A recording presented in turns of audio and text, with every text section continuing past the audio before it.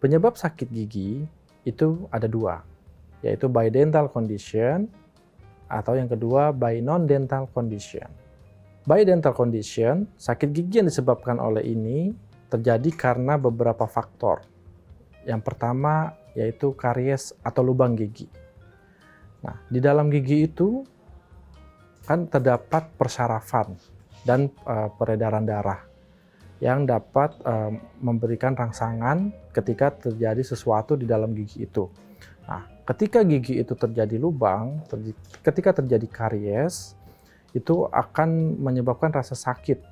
Apalagi jika lubang itu semakin dalam, semakin mengarah ke arah persarafan. Lalu yang kedua adalah selain karies, masalah pada gusi.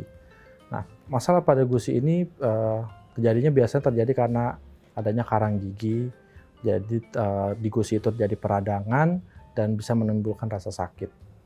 Lalu yang ketiga, ya tadi itu yang sudah saya jelaskan adalah abses atau pembengkakan. Biasanya banyak faktornya yang menyebabkan, salah satunya adalah karies atau lubang gigi tadi.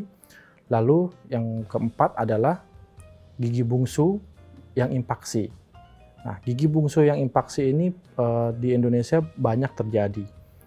Apa itu gigi bungsu atau gigi impaksi? Gigi impaksi adalah gigi yang terakhir keluar dan dia tidak bisa tumbuh dengan sempurna di rahang kita karena kekurangan tempat biasanya.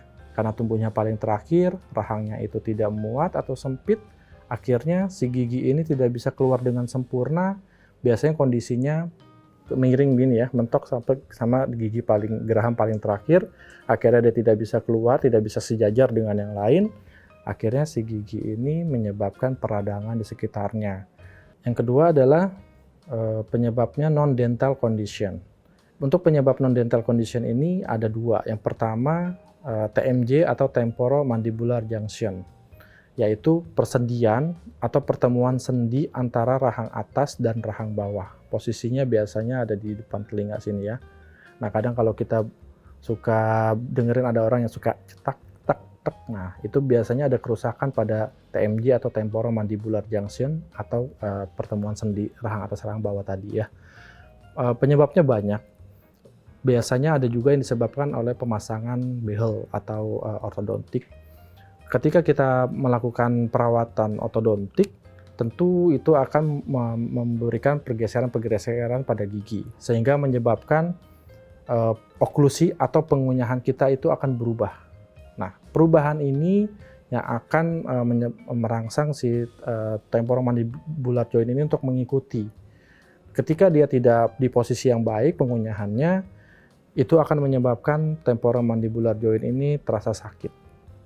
Selain pemasangan ortodontik, penyebab lainnya adalah jika kita makan hanya di satu sisi saja. Banyak nih, kadang-kadang gigi yang sebelah kiri ada lubang atau ada sisa akar yang tidak ditangani, akhirnya dia kesulitan untuk makan di sebelah kiri, dia makan bertahun-tahun itu di sebelah kanan, akhirnya akan merusak salah satu sendinya karena tidak ada keseimbangan pada saat proses pengunyahan. Lalu untuk non-dental condition, yang kedua adalah sinusitis atau radang pada sinus. Nah, radang pada sinus ini memang kita perlu berkomparasi dengan dokter spesialis THT ya. Tapi ada juga beberapa kasus yang sinusitis ini disebabkan oleh kerusakan pada gigi. Salah satunya adalah karies atau lubang gigi yang didiamkan lalu menjadi abses atau pembengkakan di ujung akarnya, di ujung akar gigi yang dekat dengan sinus. Nah, biasanya gigi-gigi yang dekat dengan sinus itu adalah gigi-gigi premolar 1 sampai molar 3 atau disebutnya geraham kecil sampai geraham besar di rahang atas. Nah, itu dekat dengan sinus kita ya, sebelah sini ya. Nah, ketika ada peradangan di situ, tentu akan merangsang daerah-daerah di sinus itu sendiri. Lalu penyebab yang kedua adalah pada saat pasca pencabutan gigi, tentu di gigi-gigi tersebut tadi ya, di gigi premolar 1, premolar 2 sampai ke molar 3, itu ada akar gigi yang kadang menempel di sinus ya. Sinus itu kan ruang hampa ya, dan dia diselaputin oleh ada selaputnya. Ketika dia menempel di situ, lalu kita cabut, misalkan ada dokter giginya yang cabut, dia akan tersobek atau terluka. Nah, terjadi kerusakan, terjadi peradangan, yang tadinya dia harusnya ruang hampa, mungkin kemasukan darah atau kemasukan bakteri dan lain sebagainya. Akhirnya terjadi sinusitis. Yang parahnya sinusitis itu akan mengecil karena dia harusnya ruang hampa, dia akan jadi mengecil, akhirnya tulang kita akan terlihat seperti kempot ya, atau mengecil seperti itu. Untuk berikutnya adalah bagaimana sih kalau sudah terjadi sakit gigi? Nah, tentu penggunaan obat ini sebaiknya dalam pengawasan dokter ya. Tapi ada beberapa obat-obat yang memang dijual bebas dan itu bisa kita dapatkan dengan mudah ya di apotek terdekat. Yang pertama adalah paracetamol. Nah, paracetamol biasanya kan dikenal untuk pereda sakit kepala ya. Nah, itu juga bisa untuk meredakan sakit pada gigi atau sakit pada rongga mulut di dalam mulut kita. Selain paracetamol biasanya ada yang 500 mg bahkan sampai 1000 mg. Untuk ibu hamil, ibu menyusui ini paling aman. Jadi untuk penggunaan obat terutama untuk ibu hamil dan ibu menyusui, hati-hati pemilihan obat. Lalu yang kedua selain paracetamol adalah ibuprofen.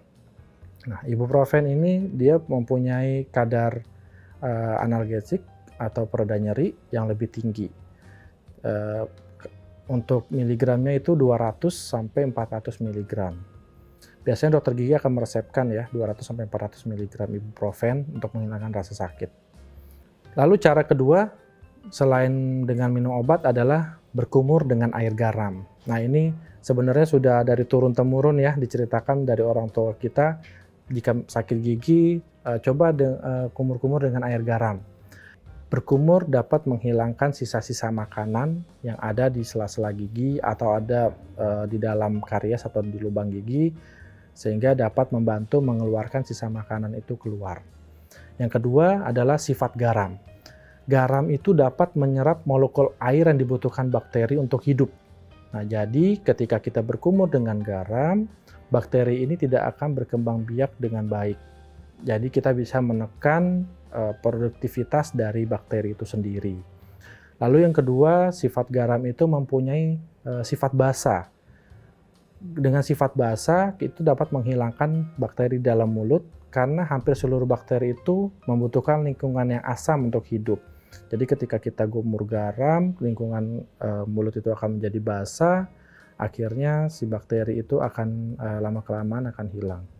Yang ketiga adalah dengan cengkeh. Kalau kita perhatikan, kalau kita ke ruangan dokter gigi gitu ya, itu biasanya akan tercium bau menyengat. Nah, itu salah satunya adalah bau cengkeh itu sendiri. Caranya seperti apa pada saat kita menggunakan cengkeh? Yang pertama, kita lihat dulu nih, jika kita masih bisa kunyah cengkeh itu, atau kita masih tidak ada terasa sakit pada saat kita mengunyah makanan, maka kita bisa mengunyah cengkeh itu. Nah, caranya pertama adalah berkumur dengan air garam dulu ya, air garam hangat berkumur-kumur 30 detik. Setelah itu masukkan 2 atau 3 cengkeh di dalam mulut di daerah yang sakit ya, misalkan di gigi kiri bawah nih. Lalu kita ambil cengkeh, kita masukkan ke dalam, kita arahkan ke arah sana, lalu kita kunyah beberapa menit, nanti akan lunak dia dengan air liur. Setelah kita mengunyah cengkeh tadi, itu akan mengeluarkan minyak ya. Nah, minyak itu yang akan meredakan sakit pada gigi kita. Tapi ada nih kekurangannya, yaitu rasa pahit yang dihasilkan. Nah, rasa pahit ini memang tidak nyaman ya, tapi akan berkurang dalam waktu sekitar 5-10 menit. Cara lain untuk menghilangkan rasa sakit pada gigi adalah dengan kompres dingin. Caranya bagaimana? Yang pertama, tentu saja kita butuh lap atau kain kecil ya, yang tipis saja. Lalu kita ambil batu es, kita bungkus batu esnya, lalu ditempelkan dengan di sekitar gigi yang sakit, misalkan di daerah sini, kita tempelkan di sini sekitar 5-10 menit, ya maksimal 20 menit. Kalau misalkan biasanya karena rasa dingin itu akan menyebabkan panas ya di kulit, kita angkat sebentar, sesaat, tempelkan lagi. Nah, kenapa diperlukan kompres dingin? Karena pada saat terjadi infeksi, itu akan ada trauma ya, ada penekanan pada pembuluh darah, sehingga pembuluh darah itu akan terinfeksi dan melebar. Pada saat kita sakit gigi, ada infeksi, si pembuluh darah itu akan melebar, dan respon tubuh itu akan mengeluarkan pembengkakan, ada peradangan. Itu termasuk salah satu respon tubuh. Nah, ketika ada pembuluh darah yang banyak ke arah sana, itu akan menyebabkan rasa sakit yang berdenyut. Itu bisa dihilangkan dengan es yang dingin itu tadi. Nah, suhu air dingin ini bisa mengecilkan atau menyepikan pembuluh darah di sekitar gigi, sehingga bisa meredakan nyeri-nyeri dari saraf yang ada, bisa mengecilkan pembekakan. Baik. Selanjutnya, untuk penanganan sakit gigi, yaitu tidur dengan posisi kepala lebih tinggi. Jadi lebih tinggi dari jantung ya, kita ambil bantal yang lebih tinggi. Fungsinya apa? Jadi prinsipnya adalah posisi kepala yang lebih tinggi itu akan membuat darah itu sedikit mengalir ke arah gigi. Jadi kalau misalkan kita sejajar atau lebih rendah, itu pembuluh darah akan sejajar, akan banyak ke arah gigi. Nah, itu bisa menyebabkan rasa sakit yang lebih hebat. Kalau kita angkat lebih sedikit ke atas, itu akan menyebabkan si pembuluh darah tidak terlalu banyak ke arah gigi itu sendiri. Ketika posisi jajar dengan jantung, aliran ke darah dari jantung ke kepala akan lebih banyak. Sehingga dengan posisi kepala lebih tinggi itu akan mengurangi rasa nyeri pada gigi. Demikian penjelasan saya mengenai pertolongan pertama saat sakit gigi yang bisa kita lakukan di rumah. Saya Dr. Gigi Denny Ramdhani, sampai jumpa di konten berikutnya.